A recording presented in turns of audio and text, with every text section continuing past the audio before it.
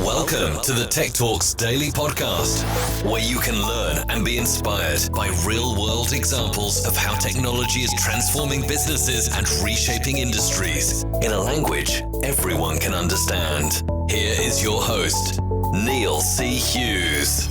Welcome back to the Tech Talks Daily Podcast, where we explore how technology is transforming our lives, businesses, industries, and indeed our entire world. And also how you can leverage emerging technologies to disrupt rather than being disrupted. And each day, an increasingly competitive environment is forcing companies to innovate faster, and we are moving forward at breakneck speed. But the reality, of course, is that technological change is never going to move this slow again. So today I invited Dan Cornell from the Denim Group onto the podcast, who is a globally recognised application security expert. And Dan holds 15 years of experience architecting, developing and securing web-based software systems. And as the CTO and principal at Denim Group, he leads the technology team to help Fortune 500 companies and government organisations integrate security throughout the development process. So I found myself wanting to learn more about the Denim Group and how it's aiming to build a world where technology is trusted. So I'm going to beam your ears all the way to the US, where you can join me and Dan in conversation. So let's get him on the show now. So a massive warm welcome to the show, Dan. Can you tell the listeners a little bit about who you are and what you do? Yeah, my name is Dan Cornell. I'm one of the founders I'm the CTO of Denim Group. And at Denim Group, we're building a world where technology is trusted. So I'm a software developer background. In the mid to late 90s, did a lot of server-side Java stuff, then the early 2000s, some of the early .NET stuff. But really for the past 15 years, what I've been doing is helping organizations deal with the security implications of the software that they're developing. So looking at the custom software they're building, the software they're deploying, and how that impacts security. So I'm a developer that has come into the world of security as opposed to somebody with a more traditional security background, from IT auditor, from pen testing or something like that. Fantastic. And before we actually dive in and talk about the Denim Group, can you possibly set the scene and tell the listeners how an increasingly competitive environment is actually forcing companies to innovate faster in order to provide more value to customers and bring more products and services to market more quickly? And just so people can understand the scale of that challenge that businesses are going through. Yeah, and so something we noticed in our advisory services practice maybe a year and a half, 2 years ago, was that we were seeing a common thread, and I'll get to what that common thread is. We saw common reactions of, hey, our dev teams are doing all this crazy stuff, we can't keep up. And what we did is we took a step back to look at why was this happening? The technique of asking why 3 times, 5 times, whatever it is, to get back to the real core of the issue. And what we found was that the drivers for this weren't coming from security; they were coming from the business as a whole. And so, just looking across the landscape, what we were seeing is that the world is increasingly competitive. It's easier for people to start companies. Startups have easy access to technologies via the cloud. And that's removed or reduced a lot of traditional barriers to entry. And you see this a lot in areas like media, but we're also seeing it in regulated industries like fintech. So we see all these upstarts, and these new entrants don't have the baggage of incumbent players. Right. So they don't have 20 years, 40 years, however many years of history, legacy IT, legacy IT stuff that they were responsible for. And they're doing new and innovative things. And they're pulling customers from the traditional players. And so we've got the traditional players coming to us concerned, because if you think about it, what we do in cybersecurity, that risk is certainly important to an organization. You don't want to be breached. You don't want hackers, stealing data. All of those things. So they're clearly bad. But at the CEO level, when they look at risk, it's a much greater risk that your competitors are going to out-innovate you, right? Like that's true business risk. That's existential risk for a business. Just looking at the potential for this, total annihilation of shareholder value. And so what we're seeing is the CEOs are saying, we've got these new players in the space. We need to be doing better things for our customers, new things for our stakeholders, that means we need to go faster. Well, how do you innovate faster? Everybody says, okay, well, we need to do DevOps. We need to break down the barriers between these groups that are, that traditionally have been separate. Now they need to work more closely together. And that leads them to, adopt new technologies, cloud and things like that. And that's really driving the security folks crazy because it's a totally different world. It's a completely different environment that they're being forced to deal with. And so that's really what we saw were these business drivers dealing with true existential risk to incumbent players in the space, causing them to totally change the technologies they're using. And that's, then downhill impacted the security folks. And when talking about this rush to adopt and operationalize new innovative digital technologies, what other opportunities are you finding that this brings for companies? I mean, it creates opportunities to create value, and whatever value means to the stakeholders in your in your environment, and however you plan to go to market. And there's a great Harvard Business Review article from a number of years ago talking about value disciplines, right? And so that is, how does an organization bring value into the marketplace? And that can be done with product leadership, doing innovative that haven't been done before. It can be done via operational efficiency. How can we make things faster and cheaper for our customers? It can also be done via customer closeness. How can I do exactly what this customer needs to make their lives or their situation better? And so that's what I think organizations find themselves in the situation to figure out. Who are we as an organization? How are we different from the other players in the space that are selling similar stuff to what we're doing? And what vector do we want to optimize on? And so what we see is there are digital technologies allow you to do all these to innovate along these different axes, right? So with product leadership, how can we do stuff that hasn't been done before? You look at IoT technologies, you look at cloud technologies. You can do a lot of stuff that you couldn't do before. Similarly, operational efficiency, using technology to make processes more efficient, to connect things that hadn't been connected before, and customer closeness, using things like big data analysis and whatnot to understand more about what your customers want, what the customers need. And so, really for each organization, it's going to be something different. But these organizations have access to a much better toolbox of these different digital technologies that they combine in different ways, to really help drive value in the way that is uniquely suited to that particular organization. So now that everyone listening can visualize that digital landscape and understand the challenges and the opportunities, I've got to ask, where does the Denim Group fit into all this, and what kind of problems do you solve for your customers? Exactly. And so that's really the journey that we went on, looking at these requests that we've been getting from organizations that we work with. So the goal is innovation and agility. Again, that causes organizations to say, okay, we need to move to more of a DevOps type of a culture. We need to break down barriers between teams that were slowing things down. Great. That leads then to the adoption of new technology architectures and capabilities. And we're going to move from monolithic to microservices architectures. We're going to start taking advantage of cloud servers, cloud services. We're going to adopt new technologies like CI/CD pipelines to speed the releases of new software. This terrifies the existing base of security professionals, to a large degree. I hate to generalize, but that's for a lot of the more traditional security professionals, this is a big change. They're no longer trying to figure out how to administer an annual or even a quarterly pen test or a code review. They're dealing with organizations where they're doing more frequent deployments, potentially many per day in some really aggressive environments. And what we've found is that if the security folks try to resist this, they get marginalized. Again, security, the cybersecurity stuff that we work on, I think is very important, addressing that type of risk. But we're talking about more of an existential risk that is driving these CEOs. And they're saying, I'd much rather suffer some breaches and stay relevant in the marketplace than be totally secure and just be left on, kind of the side of the road of history. And so what we're doing in a lot of these organizations is working with the security teams to help them modernize what they do, to say, this is the environment you now find yourself in, and you've broken a lot of the expectations that you had previously about how you run a security program.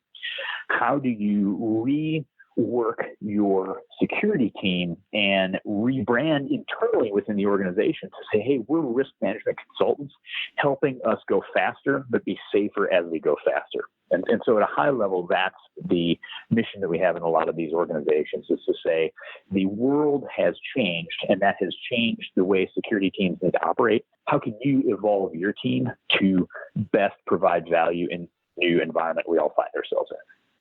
And apologies in advance, because this is a pretty big question, but I've got to ask, what is the secret to removing that historical audit-minded approach to security from especially from businesses that become consultants to the business on managing the risks associated with accelerating innovation? So this is really, really hard for a lot of professionals, for a lot of organizations.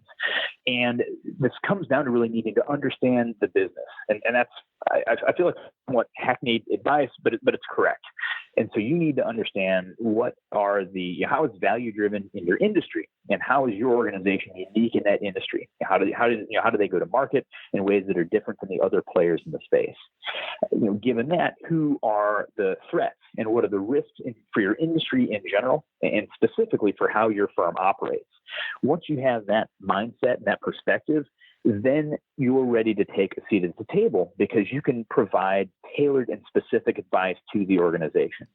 The audits and standards tend to be one size fits all, which isn't going to work here. Obviously, you have to pass audits. Standards provide a very valuable framework and a starting point, but you really have to know about your business and your environment so that you can do risk management for your situation, right? The frameworks are there to support you, and being able to pass these audits should be a side effect of the real risk management work that you're doing. So if you look at an organization, if you outsource all of your development, which honestly is scary in a world where every company is evolving into being a software company to some degree, then application security is really a vendor management problem. You've got to have gating criteria, contract language, and so on to address the issue.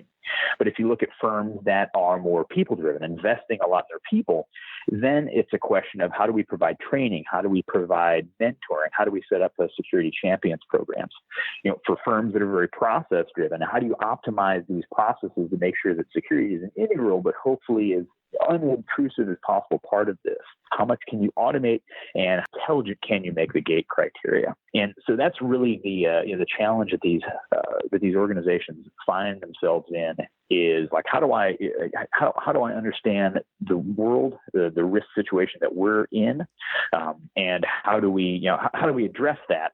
And again, the audit stuff should be a side effect of the risk management work that you have done. It's not something that shouldn't be what is driving your program, especially in a digital transformation world. And I'm curious, are there any client stories that you can share that will possibly enable users to actually imagine that before and after picture of the kind of difference that you're making? I appreciate you probably can't name any names, but if there are any stories that you could possibly share. Yeah, and that's, always the frustrating thing about working in the security space is there's a huge desire for case studies and real world data and information, but nobody wants their name to be used, and that makes sense. But I can talk about a media company that we've done or doing a lot of work with, and when we came in, they had no significant application security program in place. So we've gone in, we've helped them select the tool set they're using for their program, to help them design what their threat modeling program is going to look like, to help them roll out a security champions program. And for them, this was all with a focus on the DevOps teams, to say all of this needs to be done in such a way that it augments what the DevOps teams are doing, and it makes their lives easier. So that was a key criteria that we use for every decision, to say, when we look at this tooling, how well does the security tooling fit into the development tools, the DevOps tool set that was already there? When we look at threat modeling, how do we make sure that this is providing the value that those DevOps teams need, not providing a comfort blanket just to the security team? And so, again, helping that organization understanding the developers are really driving a lot of the initiatives that they have. How do we design a security program around the needs that they have? So that was and continues to be a really fun engagement. It's always fun to get to build something from the ground up. and so that's been really rewarding. Also looking at one of our ThreadFix customers where they're using the platform to really streamline their processes. They had a lot of ad hoc. Okay, well, we need to do security assessments. We'll send an email, submit a web form, put something in a SharePoint list. It was just like there wasn't a set process for managing their testing program. But once they centralized all of that, driving it through ThreadFix, that allowed them to really decrease. I think they saw a 44% decrease in the mean time to fix for vulnerabilities, which is great. Shrinking those risk or those exposure windows, and they saw like a 5x increase in the throughput of the testing team, which is just a crazy. Your mileage may vary. But those are the types of things that we do with the ThreadFix platform, is to help organizations, say, you guys have a limited set of resources that you have available. How do we make you as effective as possible with those limited resources that you have? And how do we free up those resources so that they can work on the highest value activities, given where your program is, at? So those are the types of things that we really focus on with organizations. And something else I always try and do on this podcast is finally bust a few myths and lay them to rest. So I've got to ask, what are the biggest myths around application risk and security that you hear that you'd like to finally lay to rest today? I think there is all too common a perspective that the point of a security program is to find vulnerabilities. And I think there's also too often a perspective that any one given automated scanner is going to provide you with that scanner essentially equates to a security program in and of itself.